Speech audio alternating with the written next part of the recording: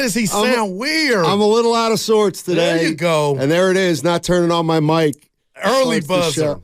So we're in a new studio, and it's quite a change, and we're among many different departments, and so we don't have our own special space like we used to. Yeah. And so today we were split up for most of the pre-show, and I have no sense of what you're feeling or what you're thinking or what's on your mind about anything that happened last night. It's almost like we prepared separately, and I'm a little going into the show not knowing what the hell's going on. Well, I'll tell you, it's about the Warriors right now, the 6-2 Warriors.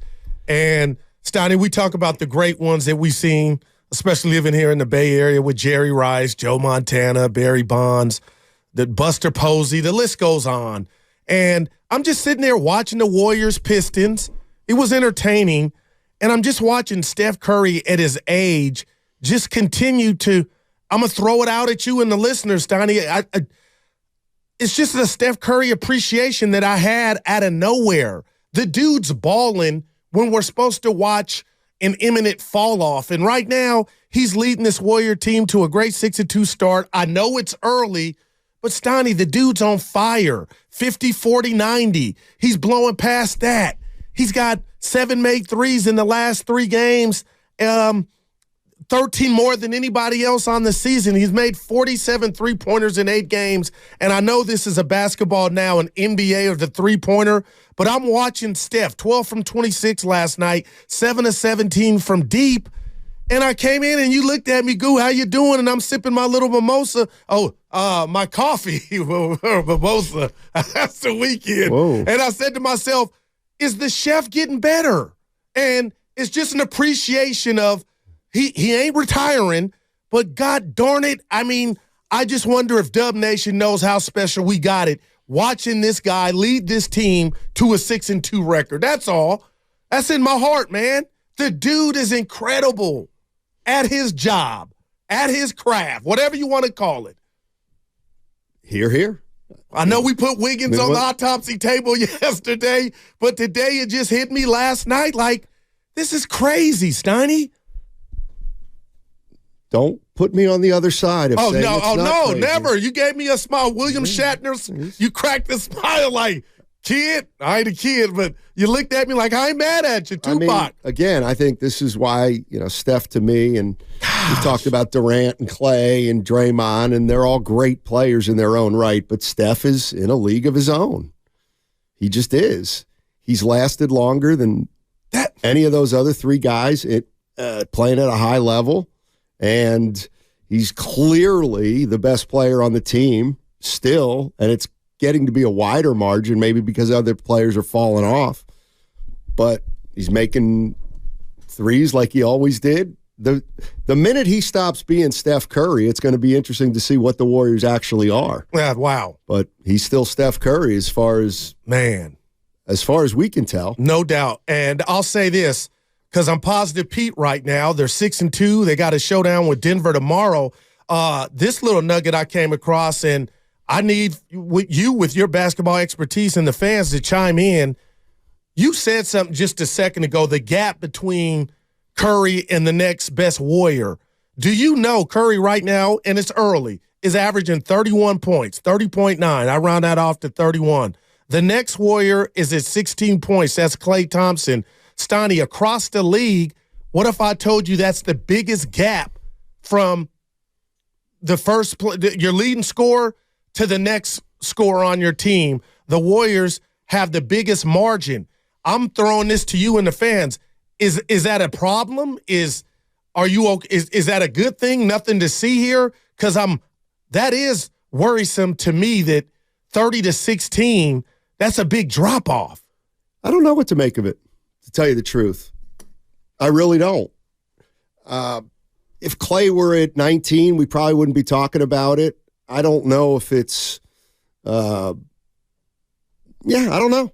I don't know what to tell you there. I know it's another indication Steph's off to a great start. Well, and again, it goes back to our show yesterday, and I heard the boys this morning just asking what was up with Wig.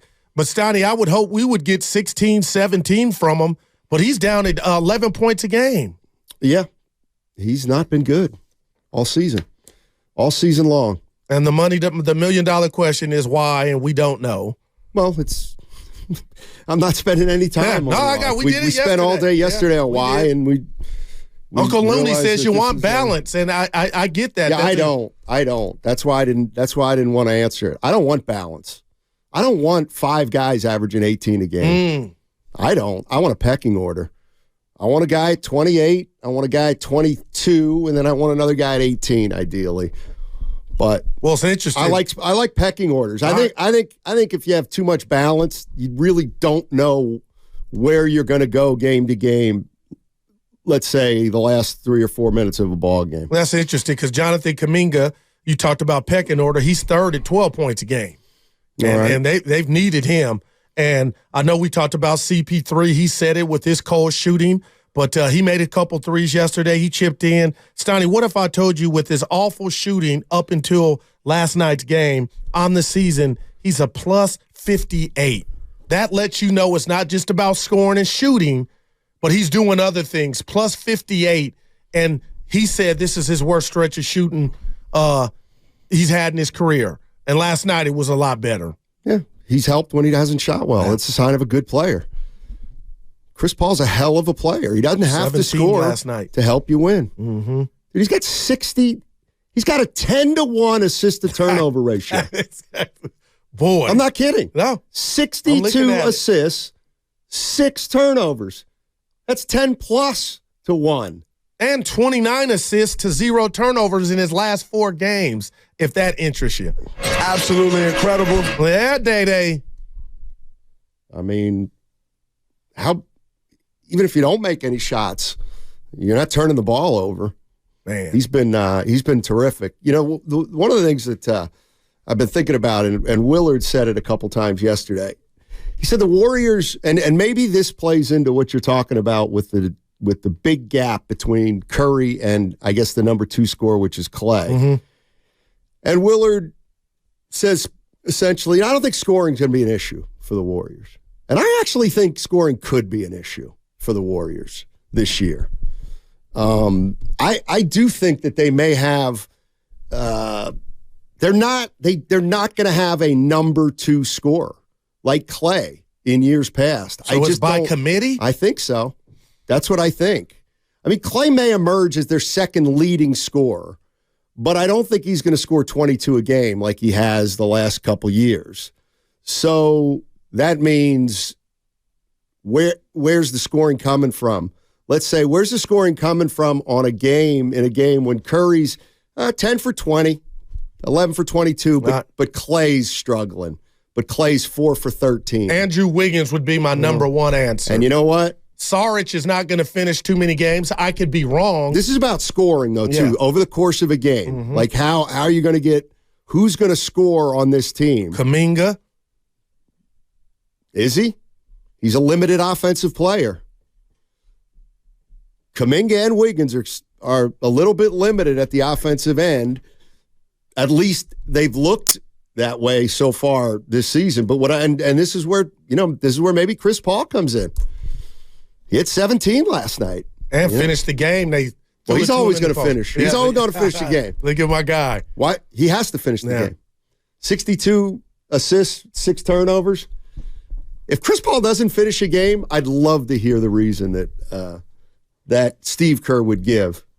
Because he's got to be a part of any closing lineup, you would think. 888-957-9570 is the number. Klay Thompson continues, as far as I'm concerned, to have a terrific approach to this season. I know he missed some threes last night, but he was 8 for 16 from the floor, so he's still making shots. And honest to goodness, I mean, he was a guy that I was a little worried about. How was he going to attack the season?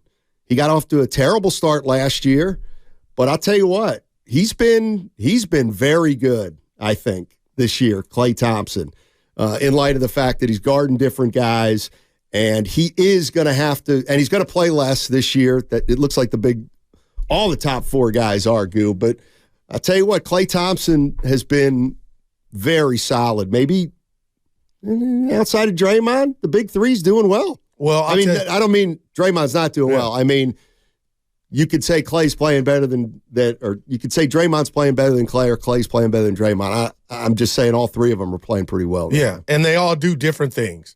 And right now is as much as I'm in my feelings about just watching Steph, the privilege that we have to watch Steph ball and lead this team and close out games, he's not doing it by himself, Steiny. So I know the Warriors got a couple things that they would like to see improved. Andrew Wiggins' production 1, Chris Paul shooting 2, but at the end of the day, it's not killing them.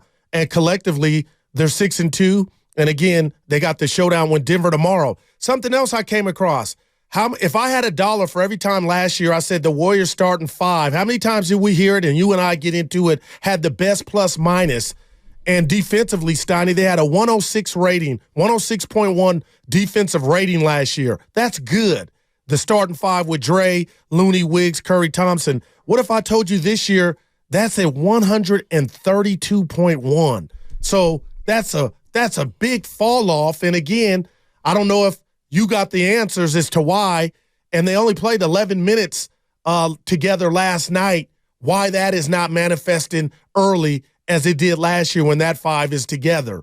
Now, we could go point fingers because we know of that 5 who's not gotten into their groove. But, man, that's kind of interesting to me. Like, that's got to be fixed.